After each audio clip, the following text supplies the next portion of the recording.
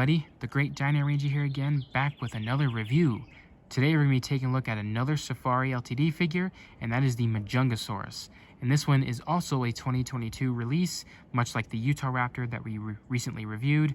And just like the Utah Raptor, this is another species that I was happy to get, because this is a species that we don't get a whole lot of figures of.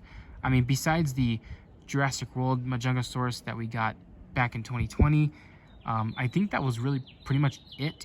There might have been one from Collect A in the earlier times, but I can't say for sure. But this is the most up-to-date Majungasaurus model that we have in terms of scientific accuracy, and I am loving this figure a lot, just like the Utah Raptor, only because, you know, it's a really cool species, and, you know, it's not one that we get all the time. So yeah, super happy to finally have Majungasaurus in my model dinosaur collection.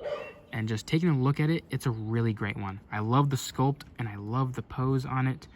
And it just, you know, it just screams Majungasaurus. You know, at least the proportions of the body is just really the famous trademark of Majungasaurus here, other than the horn on top of its head, of course. But it's got like that really long, elongated body that's a characteristic of Majungasaurus. It's not kind of a bit more compacted like other abelisaurs. It's a bit more stretched out, I guess you could say, and Safari caught that really nicely on this figure.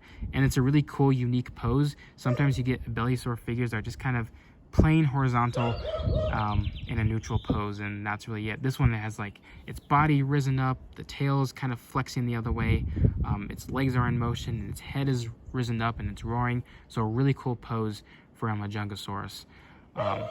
And the detail on it is really nice too. So you can, as you can see here at the head, really classic Majungasaurus looking head right here. And nicely finer scales are sculpted as well. The teeth are nicely sculpted too, which look really nice. You got that signature horn on the top of the head, which looks really cool. And you got like this rough patch right here on top of the head, which I think is supposed to represent a keratin clump that's just on the skull, for lack of a better term, because I think you can kind of see it on the skull of Majungasaurus. I would have had like a keratinous covering on this part of the head. So, you know, Safari cut that really nicely. I mean, they could have made it a different color, but the fact that they added texture to it, you immediately know that that's what it's trying to represent. And you got these two little horns kind of in front of the eyes a little bit. I'm not sure if that's accurate or not. That could be just some cool, you know, artistic, you know, or a creative decision made by Safari to apply to this figure. But it looks really nice. You got the nice little ear hole applied right there. And here at the neck, nice wrinkles and folds going on here because it's like flexing the other way. But really nice amount of scales that are nicely applied too. And then same with the body, just some nice arrangement of scales, as you can see here. So really nicely done all over the entire body. As you can see more of the scales here at the tail. So yeah, really nicely done on that. You can see how wide the body is right here. Very signature trademark of some abelisaurs. You can see, you know, where some of the bones are poking out right here. But then you got the famous tiny arms, which are nicely sculpted as well. They're just kind of sitting there on the side. Nice wrinkles in the skin, so kind of like modern day reptiles. You can see where the hips are poking out right there. And you can see where the shoulder blade is poking out there too. So really nicely done there. The legs, nice amount of creases and folds in the skin. Muscle definition as well. The legs are nicely sculpted too, same with the feet and the dew claw. So really nicely done.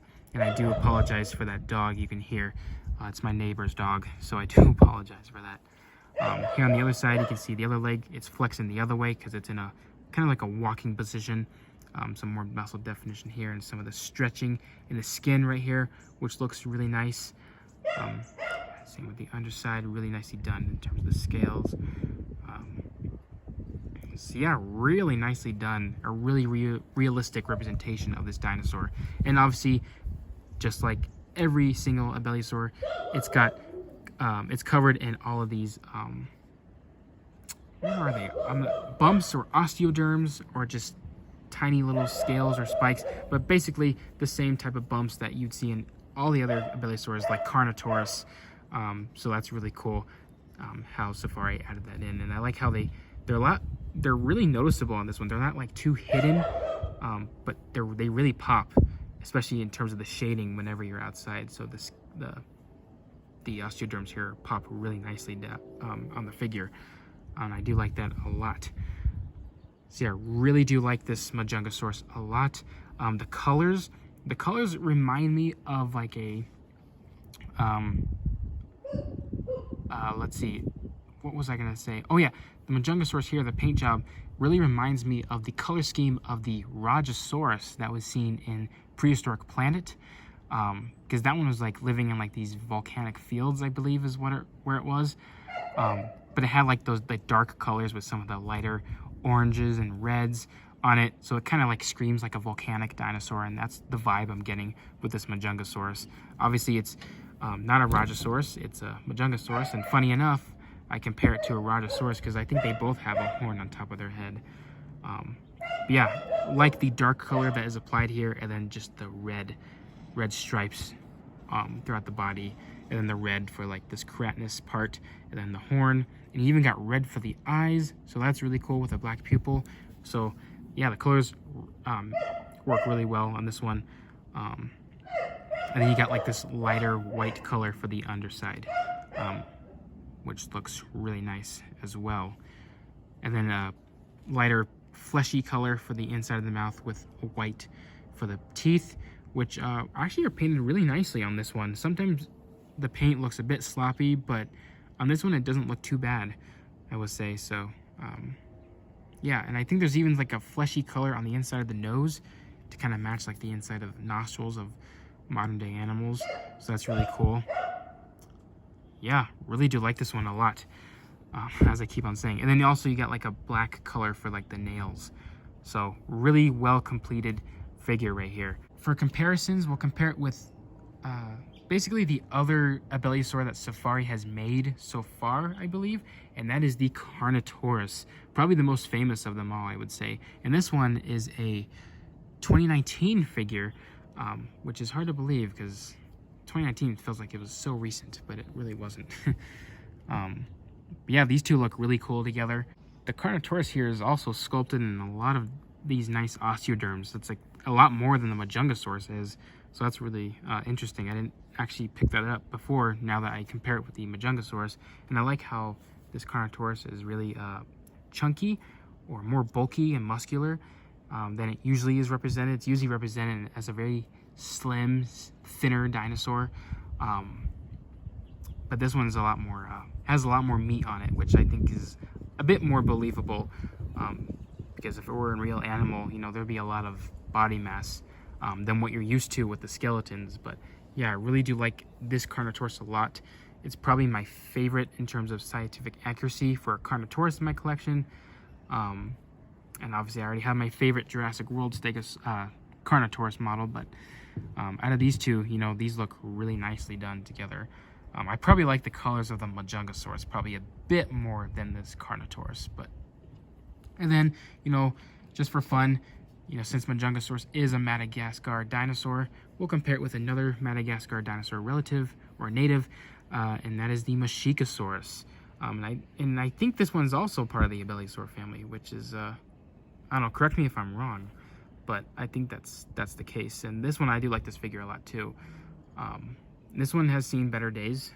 It's a lot of pretty scuffed up, and I'm missing the front teeth on the lower jaw. So I definitely want to get a new version of this one that I can just kind of stick on the shelf and not let it get broken, because, you know, a lot of these models I collected as a kid, I actually played with them and not just display them on the shelf. So yeah, some of them I want to get new versions of so I can have better versions on my shelf. But, you know, here are these together, and they look really cool together for a cool Madagascar diorama sequence or a scene for a picture.